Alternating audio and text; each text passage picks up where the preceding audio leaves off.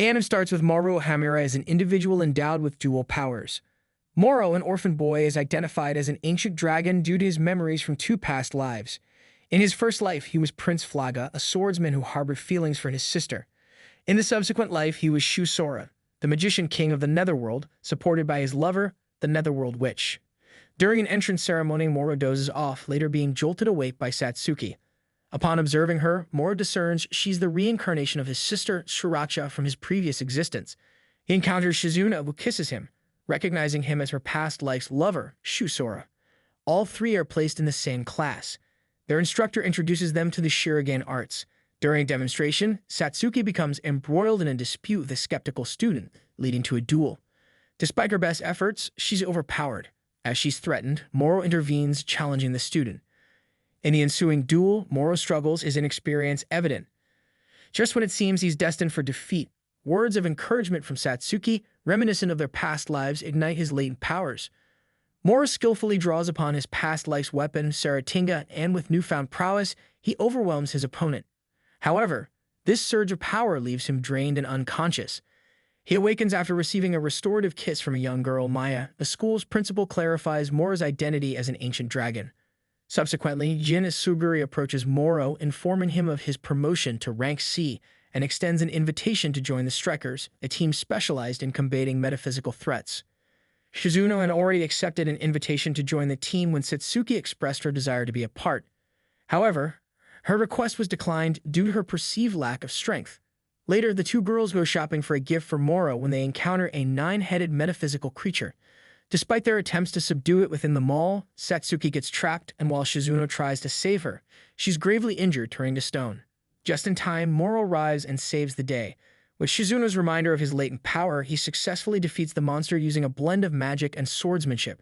Recognizing Satsuki's valor in the confrontation, she too is welcomed into the Strikers. At a cafe, Moro encounters a swift, blonde man named Sir Edward Lamport, a prominent figure in England and a top S-class warrior.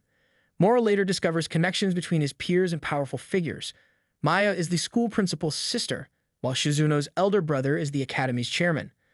The latter invites Moro to their family mansion, offering him a chance to become an S-rank warrior. Moro soon delves into Shizuno's history, understanding the political pressures she faces. To his surprise, Maya becomes his roommate. Meanwhile, Shizuno faces a mandate from her family to study abroad. Upon discovering her distress, Moro audaciously retrieves her, declaring himself an S-rank. However, Sir Edward and his assistant Angela intercept them. Moro and Edward clash in a fierce duel.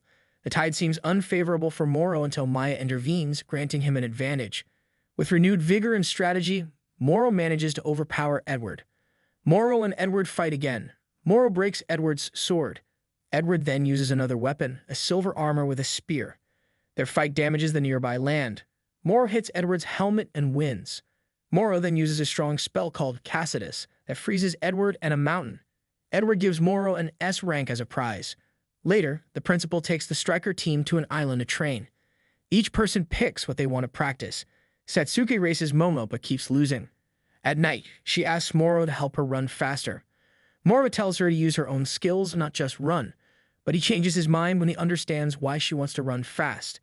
That night, Satsuki sees something weird in the sea. The same magic group called the Head Six talks about giving Moro promotion, but they're worried about a new, strong enemy. The striker team learns that this enemy is very powerful.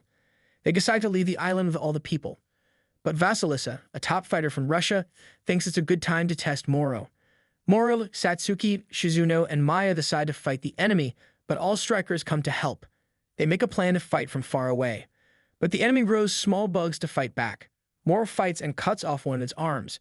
The team wants Moro to cut its head, but the creature has many heads and uses a loud noise to hurt the strikers. Moro then jumps on the enemy and remembers an old magic spell. Moro draws a magic sign on the monster with his sword.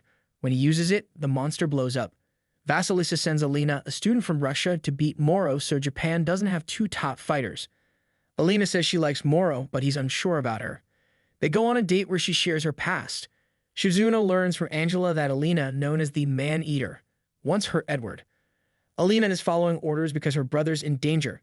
Shizuno challenges Alina to a fight and calls her Man-Eater.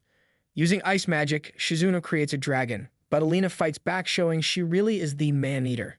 She wins and warns Shizuno to stay away from Moro. Shizuno is punished and Moro visits her. She tells him Alina is dangerous. Still, Moro and Satsuki visit Alina to help and feed her. Alina asks Moro for another date. On the date, she reveals she's the man-eater, and they fight. Moro notices her weapon takes his energy. He defends himself and remembers an old trick, which he uses against her. Moro understands why Alina is attacking. Moro wants to save Alina's brother, but Shizuno says she doesn't have one. A guy named Comrade from Russia shows up using a cat's body and confirms this. Then Comrade takes over Alina to fight Moro. Moro fights back, breaks Alina's sword, and gets Comrade out of her. Later, Alina tries to go back to Russia, but Moro stops her with sleep magic. He tells Edward he'll challenge the Russian group. Moro and Angela then surprise one of Vasilisa's helpers to show they mean business. This helper chats with Vasilisa using a mirror, but she's mad at him and he's gone. In Russia, Moro beats many fighters and asks them to spread word about him. He's kind to some but has to fight more until he meets a main bad guy. This bad guy uses a mirror to show Vasilisa sending a lightning dragon at Moro. Moro gets hurt protecting Angela. When he wakes up, Angela has helped him, and one of the fighters he met earlier is now on his side. She tells him Vasilisa is really mean, and even the bad guy with the mirror was gotten rid of. Moro messed up. When he meets Vasilisa, she uses strong magic to make a big lightning army. Moro fights hard against this army. Vasilisa sends her guards to fight too, but they also get attacked by the lightning. Moro tries to save the guards. Then he gets stuck by Yori's magic. Angela and a new friend help him out. Satsuki, Shizuno, and Alina show up. Alina tells the guards to be good and cuts Yuri's necklace to change her back. Now all guards help Moroho. Vasilisa tells her people to warn Russia and that the city might get destroyed. She makes a huge lightning creature. Moro tries to fight it using all his skills, but it's too hard. He remembers an old spell and uses it to create a black water sea.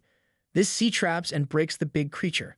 When he gets near Vasilisa, she tries to use magic on him, but with a snap, he stops her magic with the water. She asks him to spare her, but he leaves.